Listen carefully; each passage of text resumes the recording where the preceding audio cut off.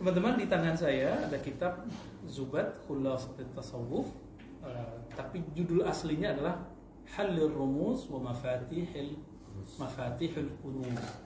Ya. Halul Rumuz wa Mafatihul Kunuz. Halul Rumuz boleh diartikan yang bisa memecah sandi. Maksudnya sandi-sandi para sufi. Sufi ini kan berbicara dengan isyarat. Sandi, rumuz. Wa mafatihul kunuz, yang bisa kemudian mengakses, membuka khazanah-khazanah kerohanian para sufi.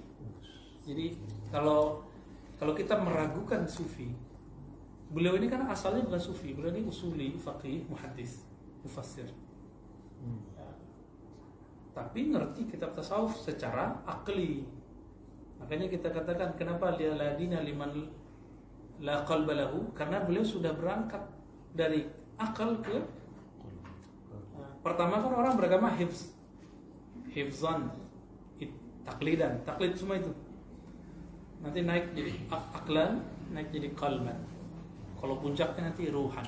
Nah, inilah para anbiya, para aulia. Maka teman-teman yang berkat Allah, kenapa kita coba bedah ya, walaupun kitab-kitab ini kita bedahnya nggak melulu supaya tidak bosan, dan karena zaman sudah begini kita ambil mana yang inti-inti dari satu kitab. Walaupun mereka kalau menulis kitab hampir dari awal sampai akhir inti semua. Cuma yang relevan untuk kondisi kita hari ini, nah ini kita petik. Nah, ilmu-ilmu begini ditulis oleh seorang Izzuddin Salam.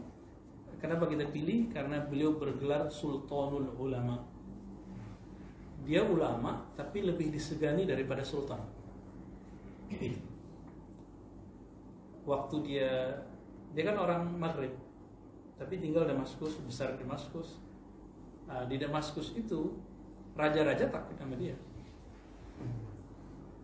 hormat, takut. Jadi raja itu cium tangan sama dia. Kalau raja duduk di sini, Izzuddin datang, dia turun. Jangan disamakan dengan zaman sekarang ya. Ini nggak sama. Zaman sekarang beda. Dulu hubungan mereka, hubungan apa ya? Hot, cool gitulah ya.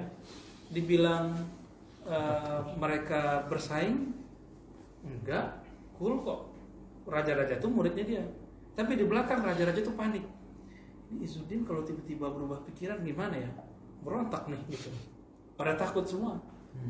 Dia datang ke Mesir, itu dari ujung gerbang Mesir sampai kemudian ke tempat rumah tinggalnya itu disambut oleh orang. Ya. Tapi ini beda dengan zaman sekarang. Dulu semua mazhab ikut. Bahkan raja pun ikut gitu. Raja-raja pun ikut. Maka raja-raja melihat itu cemburu. Ini orang-orang politik ini cemburu. Karena dulu tidak ada namanya rekonsiliasi. Jadi nggak bisa datang gitu, nggak bisa kemudian. Dan Izzuddin orang yang anti dimanfaatkan. Jadi dia tidak pernah mau dimanfaatin oleh panglima-panglima usil yang bilang ini raja udah nggak benar nih, kita berontak aja, nggak mau dia. Nggak mau. Makanya raja-raja naruh apa istilahnya jasus-jasus, naruh mata-mata di sekitar beliau ini. Laporannya selalu nggak ada, aman gitu, nggak ada yang aneh dari beliau. Ya, rahmatullah alaih. Nah, beliau ini lahir teman-teman tahun 577 di Damaskus. 577 berarti masih ketemu dengan Salahuddin al-Ayyubi, ketemu dengan murid Syekhul Qadir Jilani namanya Qutb al-Ban. Ya. Ketemu banyak lah. Jadi beliau menyaksikan akhir-akhir dari pemerintahan Abbasiyah sampai kemudian Mesir yang tadinya Fatimiyah berubah menjadi dinasti Ayyubiyah tanpa perang. Yang perang itu cuma sekitar Syam. Jadi Salahuddin itu jangan dikira nggak berdarah-darah juga, ya ketemu pemberontakan juga sesama Muslim. Jadi tanah Arab itu dari dulu memang sudah Allah gariskan begitu. Mau gimana lagi? Nah, beliau ini ketemulah dengan keluarga Ibnu Asakir yang mereka disebut Baitul Hadis wa Sunnah, keluarga sunnah ya. Ketemu dengan ahli usul Imam Al-Amidi yang pengarang kitab Al-Hikam, tahu ya? Beliau juga ketemu dengan semasa dengan Imam Al-Mawardi, tapi sayangnya tidak ngaji. Pengarang kitab Al-Ahkam As-Sultaniyah. Dan suatu kali, ini pernah saya ceritakan sebelumnya, Al-Imam Izzuddin bin Salam dan bersama temannya hadir juga saat itu Sidi Abdul Hasan Asyadili di situ majelis. Mereka lagi bedah satu kitab, induk kitab tasawuf di zaman itu adalah Ar-Risalah Al-Qushairiyah. Ini dibaca oleh ahli hadis, dibaca oleh yang bukan ahli hadis. Jadi kelebihan Risalah Al-Qushairiyah ditulis dengan rasa ahli hadis, karena ada sanad-sanad di situ. Ahli hadis sangat senang kita begitu. Jadi ahli hadis kalau baca kitab Ihya itu mereka merasa kering karena nggak ada sanad-sanadnya. Nggak ada hadasana an fulan nggak ada. Ahli hadis ini mulai mabuk kalau sudah sebut dari fulan langsung lazahnya keluar. Nah, beda dengan ahli usul fikih. Ini kitab bukan kitab hadis, ngapain pakai hadasana. Maka diikhtisarlah kitab itu belakangan oleh Imam Zakaria Al-Ansari. Dihilangkan hadasananya itu. Nah, silakan lihat ya, Tahzib sudah ada PDF. Tahzib Risalah Al-Qushairiyah. Sangat bagus. Jadi Imam Zakaria Al-Ansari, antum kenalnya selama ini apa? Syekhul Islam. Fikih ya? Syekhul Islam gelarnya. Tapi ternyata beliau sufi mursyid. Semua sanad qiraat oleh beliau. Qiraat sama beliau semua. Siapa yang mengatakan dia sekarang misalnya bersanad yang bukan sanad ahli sunnah Asy'ariyah atau bukan sanad sufiyah, tapi dia mengatakan saya punya sanad Quran, anti dengan sufi, anti dengan Asy'ari, dapat dipastikan sanad Qurannya melewati Al-Imam Zakaria Al-Ansari. Ya. Baik, kembali kepada kitab Risalah Al-Qushairiyah. Dijelaskanlah, jadi mulai oleh Syekh bagian situ ya, disyarah. Ya biasa, syarahnya ajib, ya syarah anil lugha, anil ma'ani wal mufradat, sihha wa dha'af. Keren lah ini pembahasannya. Tapi tujuan teks itu kan bukan membahas makna harfiah, bukan membahas sahih tidak sahih. Maka pindahlah ke ahli usul, Imam Izzuddin bin Salam. Tapi dia ini sudah merasa sufi, sudah merasa paling mengerti tasawuf. Seperti dokter-dokter di kampus. Profesor-profesor kampus kan merasa sudah baca Futuhat Makkiyah, Al-Futuhat Makkiyah, Ghazali itu jadi bahan ejekan di kampus. Ghazali gitu. Mereka nggak tahu, nggak ada Ibn Arabi kalau dia nggak baca Ghazali. Makanya beliau ketika nulis tentang Ghazali nyebutnya min ashabina, imamuna. Ya, selalu begitu, Imam Ibn Arabi. Tapi itu jadi bahan ejekan. Dia nggak tahu kalau kitab-kitab Ghazali itu ada beberapa level-levelnya. Ya. Izzuddin mencarah dengan ala itu, dengan gaya akademisnya. Tasawufnya, alirannya ini, dahsyat lah ya. Tapi bikin orang pusing semua. Nggak tahu antum kalau ngaji sama kita di sini, tambah pusing atau tambah asik? Ya. Kalau yang pusing berarti nerimanya pakai akal, yang ngomong pakai akal, nggak pakai kalbu. Berarti saya yang salah gitu. Antum salah juga nerimanya pakai akal. Ya, sama-sama salah kita. Ini jelas ilmu kalbu, ya terimanya pakai kalbu dong. Kecuali kita lagi bahas kitab kalam. Nah, itu emang untuk pusing-pusing gitu. Ya, obat-obat sakit pala itu ngaji kitab kalam ya. Ya Buya Zulfikar ya. Kalau ngaji masail ke Buya Musa tuh. Kalau fikih hantam semua sama Buya Musa itu. Selesai, Izzuddin pun mengatakan, sekarang saatmu wahai Abul Hasan Syadili. Tapi udah tolak, nggak usah, kan udah cukup, kalian kan orang-orang hebat. Imamul muslimin, kira-kira begitu. Terus sanjung kan? Nggak, tapi Izzuddin ini nggak puas sama dirinya sendiri. Walaupun dia merasa udah profesor lah zaman itu, dia minta, udah, kita mau dengar dari ente. Akhirnya beliau diam sejenak. Nah, ini kita sebut tawajuh, kalbunya bertawajuh dulu. Dia koneksi dulu kalbunya dengan Allah, dengan Sayyidina Rasulullah sallallahu alaihi wasallam. Yang mengingat ilmu ini kan ilmu Allah, ilmu Rasulullah, minta izin lah secara rohani. Bagi kita kan Allah Maha Hidup. Kapanpun kita minta izin kepada beliau bisa, kepada Allah bisa. Rasulullah bagi kita selalu hidup. Buktinya kalau kita ucapin salam kan dibalas. Hidup gitu. Nah, ini yang kita bahas di sebelumnya. bahwa Sidi Ahmad Tijani dalam Faid Ar-Rabbani beliau mengatakan apa? Dalil bahwa Nabi hidup lagi setelah meninggal itulah dalil salawat. Siapa yang salawat kepadaku, Raddallahu alaihi ruhi, Allah kembalikan ruhku. Hidup nggak tuh?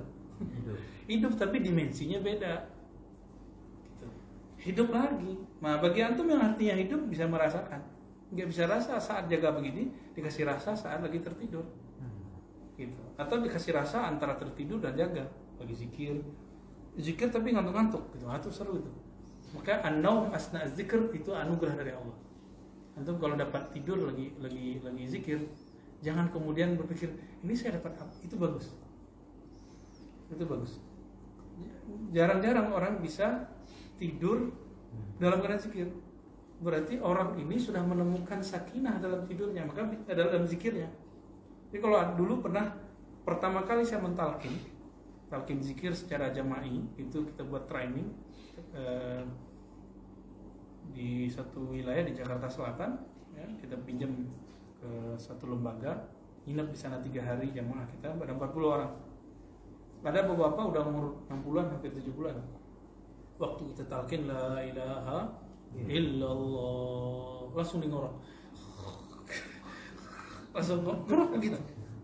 Yang lain-lain pada terganggu. Nah, ini kan nggak tahu ilmunya. Berarti bapak ini dengan zikir la ilaha illallah bisa tenang. Selama ini dia udah kepalanya udah dibantal, nggak ngantuk-ngantuk. Ini duduk begini bersila sama kita, ngorok nih gitu. Alhamdulillah ya, saya bersyukur sekali. Siapa tahu nanti kalau dia pindah alam dengan zikir la ilaha illallah itu kan meninggal maksudnya. Maka teman-teman yang melakukan Allah, mulailah Sidi Abdul Hasan Asy-Syadzili yashrah. Tapi dia yashrah bukan maknawiyan. Dia yashrah qalbiyan zawqiyan. Dia ambil dari kalbunya, dia keluarkan lewat mulutnya. Kalbunya ngambil dari siapa? Dari muqallibul qulub, Allah Subhanahu wa taala. Apa yang terjadi? Mulai beliau mensyarah, samping kanannya nangis, depannya nangis, ada yang merinding-merinding gitu ya. Ada yang kemudian tersenduh, bengong. Ya Allah, tahu-tahu waktu udah habis berapa lama dan mereka selesai kajian. Setelah saat itu Izzuddin langsung dibimbing oleh Abdul Hasan Syadzili dan menjadi muridnya. Izzuddin bin Salam langsung jadi murid dari Abdul Hasan Syadzili. Itu ya. Jadi ini juga ya, teguran bagi saya ya, orang yang ngajar di kampus, antum yang mahasiswa kebanyakan ya, termasuk yang bukan mahasiswa juga. Ketika kita merasa paham satu kitab, belum tentu pemahaman itu final. Siapa tahu di atas langit kan ada langit lagi. Apa yang kita pahami hari ini itu bukanlah final, pasti ada lagi di atasnya. Nah selalu husnuzon begitu. Nah, inilah yang membuat orang tidak akan sombong dengan ilmu. Ya. Maka kita minta ampun kepada Allah kalau kita pernah merasa, apalagi diri saya sendiri, merasa sudah mengerti, merasa sudah final, merasa sudah mursyid. Mursyid apaan coba ya? Mursyid-mursidan. Gak penting sebenarnya itu sekarang. Yang penting sekarang Allah ridho kita. Allah pandang kalbu kita, menyebut namanya, lalu Allah meridai. Nasallallahu al-afwa wal afiyah. Amin ya rabbal alamin. Mari kita baca surah Al-Fatihah, kita hadiahkan untuk Nabi Muhammad SAW kepada Sadah Sidi Abdul Qadir Jilani wa Sidi Syahrastani, Sidi Suhrawardi, وكذلك عز الدين السلام وبالحسن الشاذلي شيخه ومحمد بن شاه النقشبندي وسيدي أحمد التجاني وسائر مؤسس الصوفية والأئمة الأربعة وأبو الحسن الأشعري والماتريدي والطحاوي لهم الفاتحة. يا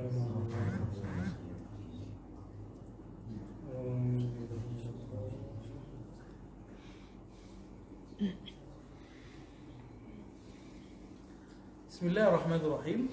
Qala al-musannif rahmatullah alaihi bisanadina al-muttasil ilayhi. Alhamdulillahi fataha bi mafatihil ghuyubi aqfal al-qulub. Ya, jadi mukadimahnya sudah, ujungnya ada di mukadimahnya. Ya. Terima kasih kepada Allah yang telah membukakan dengan kunci-kunci kegaibannya sesuatu yang mengunci kalbu. Aqfal al-qulub. wa rafa'a hujubas sarair, dan mengangkat hijab-hijab sir. Jadi sir ini rahasia. Qalbu itu kan di dalamnya ada namanya sir.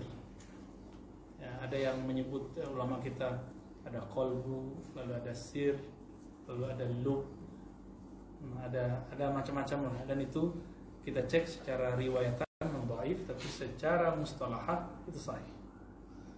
Ini harus dibedakan ya. Secara riwayat itu bukan hadis Nabi, tapi secara mustalah ini mustalah ahlul qaul, dan itu sahih. Sama dengan hadis sahih, hasan, dhaif. Emang Nabi pernah ngomong gitu? Maka secara mustalah ini bukan dari Nabi.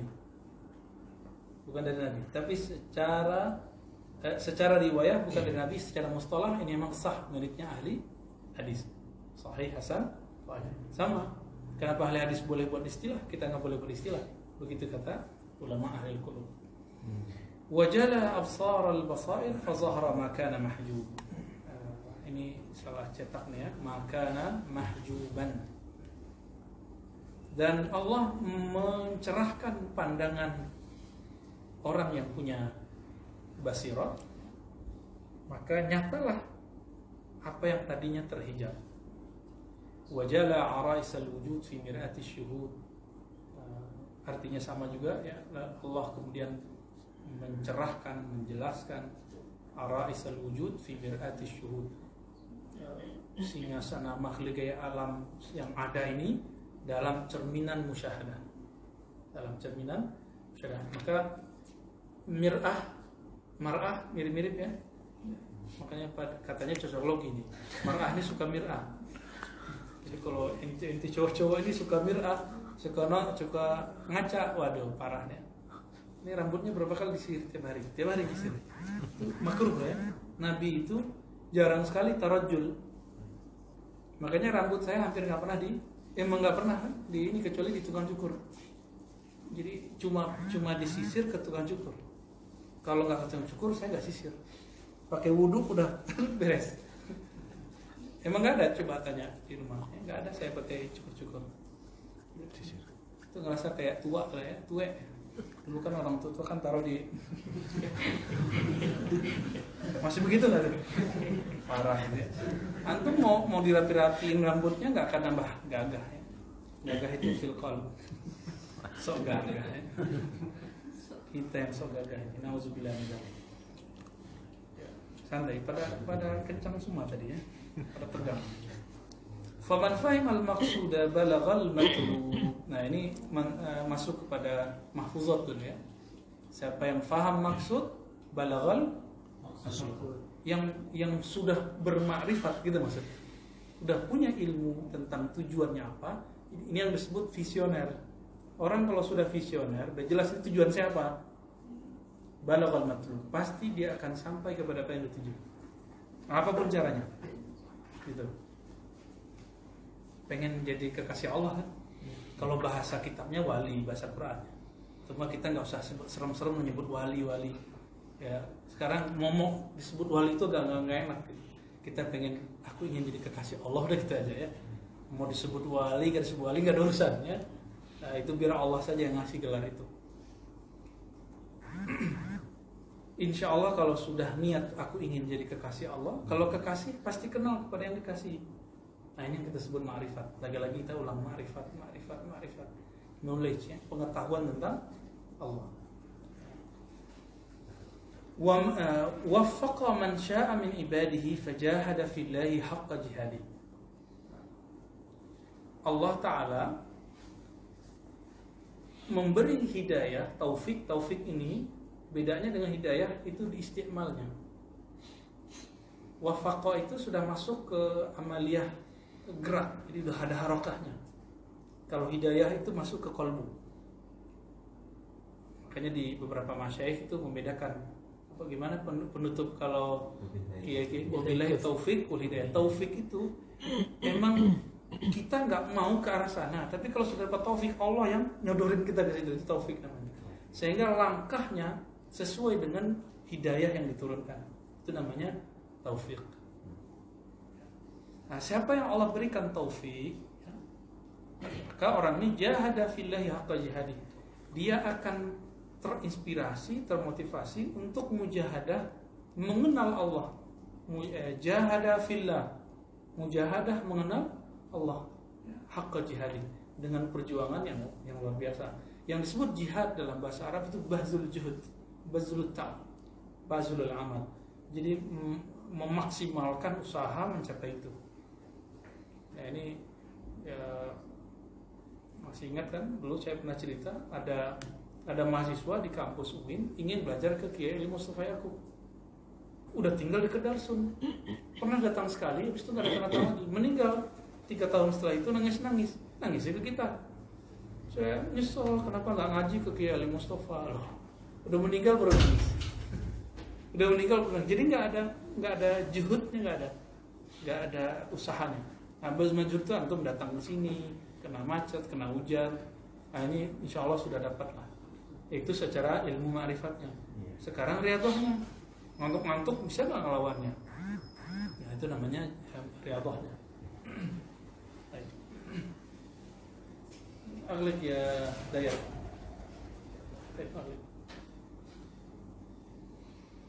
Bima sabaqa lahu fil maktub thumma hadahu ba'da ma bayyana lahu ma bayyana lahu huda thumma raqahu ba'da ma naqahu min al-uyub, sesuai dengan apa yang tertulis dalam kitabullah. Lalu Allah kasih hidayah dia setelah menjelaskan hidayahnya, lalu diangkat dia setelah dibersihkan dari uyub. Summa walahu ba'dama tawallahu summa aulahu ni'aman la yahsurha haisub. Setelah orang ini diangkat dari uyub-uyubnya, uyub-uyub nafsiyahnya, maka Allah akan tauliyah dia. Allah akan angkat dia jadi kekasihnya. Ma tawalla, sesuka-suka Allah naruh dia di makam walaya. Dengan nikmat apa? Ya, dengan nikmat yang banyak. Ni'aman atau na'ma la yahsuraha haisu, yang tidak bisa dihitung, diukur dengan alat penghitung. Summa syaghalahu bil mun'im anin ni'am. Ya. Awal-awal si murid kalau lagi dapat zikir terasa nikmat, maka asik dengan nikmat itu. Terasa kalau zikir itu ada pengalaman rohani, itu kemudian saking nggak tahannya cerita ke teman. Itu namanya syughul bin na'ma. Asik dengan nikmatnya. Benar nggak? Orang kalau baru dapat barang mewah, dia sering cerita nggak? Iya, sering cerita. Nah, barang itu kan ada yang materi, ada yang imateri. Misalnya kalau orang tua tuh anaknya juara, anaknya kuliah, anaknya dapat gelar, itu cerita ember.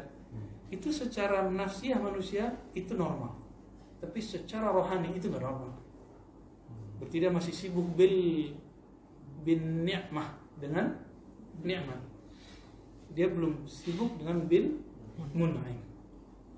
Itu sebabnya teman-teman, kalau kita ngasih orang nih barang atau suatu pemberian, terus dia asik dengan pemberian itu, udah gak nyapa kita kalau lewat, kita bilang dia apa?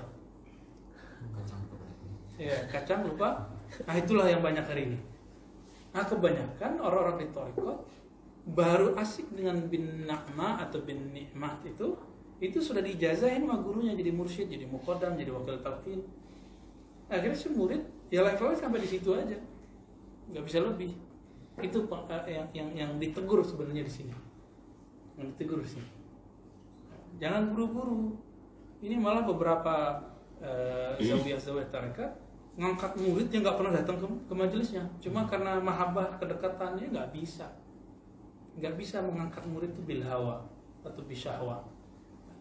Harus dihilangkan dulu syahwah nafsiyahnya si guru ini ngangkat. Makanya disebut kalau di ijazah para masyayikh yang ahlullah itu setelah istikharah ilahiyah wasyar'iyah. Nah itu bedanya apa? Istikharah ilahiyah dan syariah. Istikharah ilahiyah itu kolbunya itu kemudian bertanya kepada yang membolak-balik kolbu. Kalau istikharah syar'iyah sholat 2 rakaat. Jadi biar benar gak nih rasa yang saya dapat nih, maka dibuktikan dengan sholat. Kalau di setelah sholat doanya ini diperkuat dengan isyarat-isyarat itu, baru dikeluarin ijazahnya. Dan itu nggak bisa sembarangan. Nah, di ijazah Thariqah Naqsyabandiyah misalnya tulis ba'datul suhbah. Walaupun ada beberapa masyayikh cuma semalam zikir langsung dikasih ada. Dulu Syekh Sulaiman Rasuli itu cuma semalam itu sebenarnya, semalam 2 malam lah. Sama Maulana Muhammad Arsyad di sana di Sumatera itu langsung dikasih ijazah. Walaupun kemudian setelah itu dia suluk lagi. Kayak beliau Syekh Sulaiman Rasuli pendiri tarbiyah Islamiyah sempat membuka halaqah suluk, halaqah tarekat di madrasah tarbiyah itu. Kemudian beliau tutup. Tidak tahu sejarah setelah itunya. Saya cuma dapat kabar sampai di sana. Mungkin teman-teman ada yang dapat kabar. Mungkin beliau tahu posisinya bahwa beliau sebagai faqih, ya udah diambillah maqam faqihnya. Sama dengan Syekh Hadratus Syekh Hasyim Asy'ari. Kan beliau mursyid juga tuh, ya. Dilihat dari kitabnya beliau Syaziliyah. Atau ada tarekat-tarekat lain. Kalau beliau berguru kepada murid-murid Syekh Bakri Syatto berarti punya tarekat Khalwatiyah. Cuma dari kalam-kalam yang ada itu semua usul-usul Syaziliyah yang ada di risalahnya beliau itu. Tapi beliau tidak mengambil makom itu, beliau mengambil makom muhaddis dan faqih. Makanya fikihnya beliau agak semuanya tasyaddud. Limaza? Li'annahu muhaddis.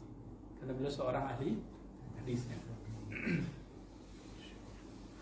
Sampai sekarang sepertinya di Jombang ya, itu masih ada khataman Sahihain, Sahih Bukhari Muslim, benar nggak? Ada yang masih dapat kabar nggak? Masih, benar ya? Masih ada khataman. Dulu Syekhuna Ali Mustafa Yaqub cerita murid-muridnya beliau ya Syekh Syamsuri, Syekh Idris Kamali itu masih buka khataman Sahih Bukhari, Sahih Muslim. Itu masih buka. Maka kita lihat ijazahnya Syekhuna Ali Mustafa Yaqub itu lewat Syekh Syamsuri. Tapi juga karena beliau pernah cerita kepada saya, dulu kami baca Sahih Bukhari, Syekh Idris Kamali itu sambil nyandar-nyandar pakai singlet orang lama itu yang segini itu lah, yang putih. Kan beliau suka tirakatan kan, lagi santai-santai zikir, ntar ada yang salah baca dibenerin gitu. Ntar beliau capek dipijitin sama Kiai Ali Mustafa, berkah mijitin guru jadi orang gitu. Jadi imam besar Istiqlal kan, jadi wakil komisi fatwa paling disegani ya. Meninggal beliau kita belum ketemu sosok seperti beliau ya. Rahmatullah alaih ya. Semoga Allah memberkahi beliau, mengangkat derajat beliau, amin ya rabbal alamin. Nah, teman-teman perlu tahu itu Syekh Idris Kamali